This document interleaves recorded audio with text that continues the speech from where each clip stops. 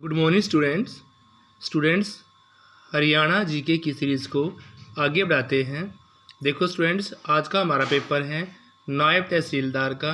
ये 26 मई 2019 को हमारा पेपर हुआ था। नायब तहसीलदार 26 मई 2019 में इसके कुछ क्वेश्चंस यहाँ पर दिए गए हैं, वो भी आज हम कवर कर लेते हैं स्टूडेंट्स। फिर हमारे ये पेपर जो है वो सारे कंप्लीट हो जाएंगे। देखो स्टूडेंट्स, शुरू करते हैं। पहला क्वेश्चन है इसमें, हरियाणा के व्यक्तियों के लिए समूह को वर्ष 2019 में भारत सरकार द्वारा पद्मश्री पुरस्कार दिया गया था। यानी हरियाणा के व्यक्तियों को किस समूह को, यहाँ पर आपके 4 समूह दिए गए हैं, तो ऐसा कौन सा समूह है इसको वर्ष 2019 में भारत सरकार के द्वारा पद्मश्री पुरस्कार से नवाजा गया था। तो भी पद्मश्री पुरस्कार से कंवर सिंह चौहान, सुल्तान सिंह और नरेंद्र सिंह। कंवर सिंह चौहान, सुल्तान सिंह और नरेंद्र सिंह ऐसे तीनों व्यक्तियों का समूह है जिनको 2019 में भारत सरकार के द्वारा पद्मश्री पुरस्कार से नवाजा गया। कंवर सिंह चौहान, सुल्तान सिंह और नरेंद्र सिंह। नेक्स्ट क्वेश्चन है, इनमें से किस देश और भारत के किस राज्य को हरियाणा में 2019 के सूरजकुंड मेले के लिए साझेदार के रूप में चुना गया है। यानी बात चल रही 2019 की, तो 2019 के सूरजकुंड मेले के लिए साझेदार के रूप में चुना गया देश और राज्य का नाम पूछा गया है। तो वो है स्टूडेंट्स आपके थाईलैंड और महाराष्ट्र। थाईलैंड और महाराष्ट्र ऐसे हैं जो 2019 में सूरजकुंड मेले के लिए साझेदार के रूप में चुने गए। ए इसका राइट आंसर होगा स्टूडेंट्स। नेक्स्ट क्वेश्चन है आपका, बेटी बचाओ बेटी पढ़ाओ आंदोलन के अंतर्गत पीसी एवं पीएनडीटी अधिनियम क्रियान्वित करने के लिए हरियाणा के किस जिले को हाल ही में सर्वश्रेष्ठ पुरस्कार दिया गया था। बेटी बचाओ बेटी पढ़ाओ आंदोलन के अंतर्गत पीसी एवं पीएनडीटी अधिनियम क्रियान्वित करने के लिए हरियाणा के किस जिले को हाल ही में सर्वश्रेष्ठ पुरस्कार दिया गया, तो वो है कुरुक्षेत्र। बेटी बचाओ बेटी पढ़ाओ आंदोलन के अंतर्गत पीसी एवं पीएनडीटी अधिनियम क्रियान्वित करने के लिए कुरुक्षेत्र जिले को सर्वश्रेष्ठ पुरस्कार से नवाजा गया। फिर है, हरियाणा राज्य में किस चुनाव में पहली बार वीवीपीएटी का उपयोग किया गया। वीवीपीएटी का उपयोग सबसे पहले हरियाणा में जींद विधानसभा चुनाव 2019 जींद विधानसभा चुनाव 2019 में वीवीपीएटी का प्रयोग किया गया। सी इज का राइट आंसर होगा स्टूडेंट्स, जींद विधानसभा चुनाव 2019। हरियाणा सरकार ने इनमें से किस रोग से हरियाणा सरकार ने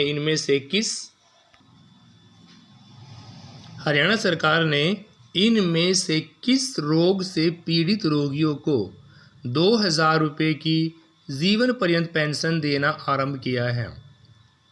यानी कि आपके पास 4 ऑप्शन गिवन है, इन चारों में से उस ऑप्शन को बताना आपने जिनमें से हरियाणा सरकार के द्वारा रोग से पीड़ित रोगियों को 2000 रुपये की जीवन पर्यंत पेंशन देना आरंभ किया है। तो वो है HIV एड्स। कौन है?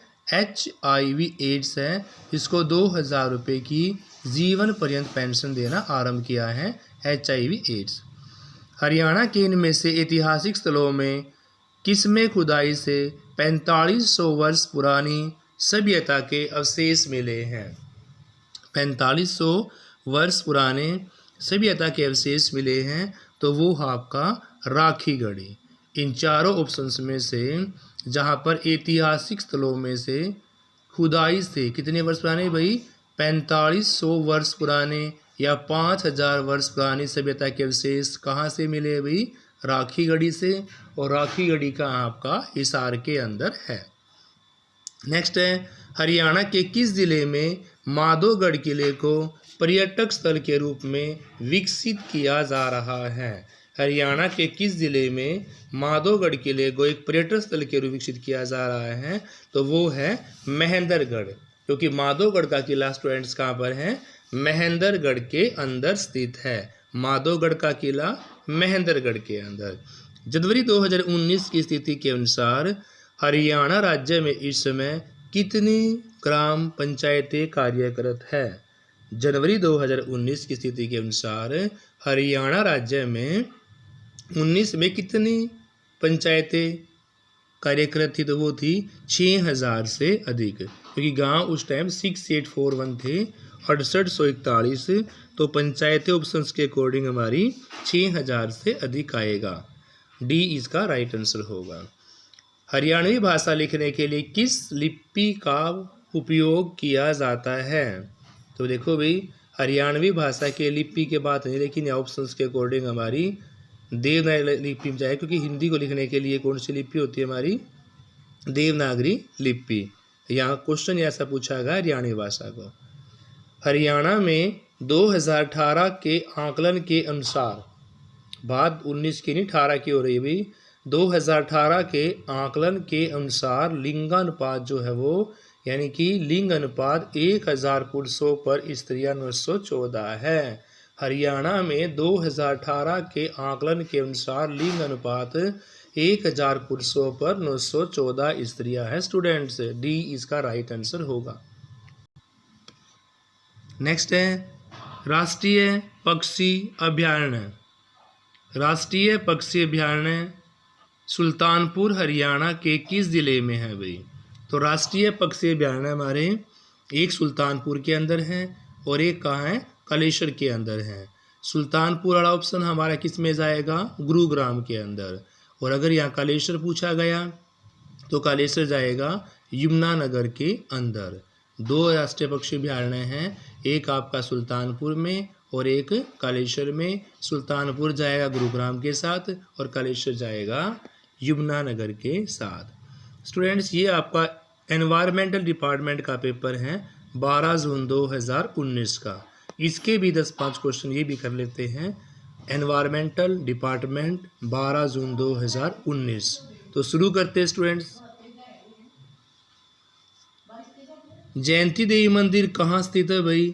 तो कल भी हमने बताया था वीडियोस के अंदर कि जैसे जयंती और जैसे जींद, तो जयंती देवी मंदिर हमारा जींद में स्थित है। जयंती देवी मंदिर कहाँ है, जींद में स्थित है। हवेन सांग ने अपने विवरण में हरियाणा के किस गांव का उल्लेख किया है।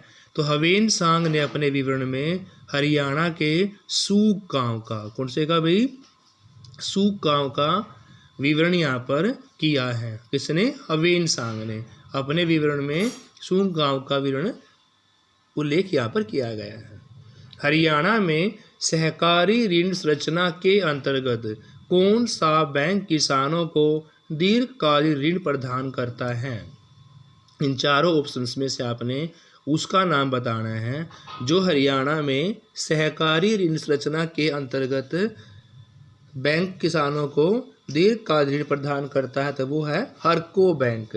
हरको बैंक किसानों को दीर्घकालीन ऋण प्रोवाइड करता है। डी इसका राइट आंसर होगा, हरको बैंक। हरियाणा के किस जिले में हरियाणा स्टेट वेयरहाउसिंग कॉरपोरेशन का इनलैंड कंटेनर डिपो स्थित है। हरियाणा के किस जिले में हरियाणा स्टेट वेयरहाउसिंग कॉरपोरेशन का इनलैंड कंटेनर डिपो है। तो वो है आपका रेवाड़ी के अंदर। रेवाड़ी के अंदर वेयरहाउसिंग कॉरपोरेशन का इनलैंड कंटेनर डिपो है। ए इसका राइट आंसर होगा, रेवाड़ी। नेक्स्ट है हरियाणा में वर्तमान में कितनी तहसीलें हैं भाई। तो हरियाणा में वर्तमान में 93 तहसीलें, कितनी हैं, 93 तहसीलें हैं, 93। भगवत गीता जयंती किस तिथि को मनाई जाती है भाई। तो भगवत गीता जयंती माघ शीर्ष की शुक्ल एकादशी को भगवत गीता जयंती जो है वो माघ शीर्ष की शुक्ल एकादशी को मनाई जाती है। ए इसका राइट आंसर होगा स्टूडेंट्स। कौन सी हड़प्पा स्थल हरियाणा में नहीं है। तो इनमें से भी अमरी, हड़प्पा स्थल अमरी जो है वो हरियाणा में नहीं है। अमरी हड़प्पा स्थल हरियाणा में नहीं है। 33वें सूरजकुंड मेला 2019 में कौन सा देश भागीदार बना। तो 33वां सूरज कुंड 2019 में थाईलैंड, कौन सा भाई, थाईलैंड देश भागीदार बना। 33वें सूरज कुंड मेला 2019 में थाईलैंड को देश भागीदार बनाया गया। इनमें से कौन सा एक पहलवान पूछा गया है, तो अभी चारों में से योगेश्वर दत्त क्या है, एक पहलवान है स्टूडेंट्स। क्या है, योगेश्वर दत्त एक पहलवान है। डी इसका राइट आंसर होगा स्टूडेंट्स। तो स्टूडेंट्स ये पेपर आपके यहाँ पर कंप्लीट होते हैं। Thank you students, have a nice day. Class को लाइक शेयर अवश्य करें। Thank you.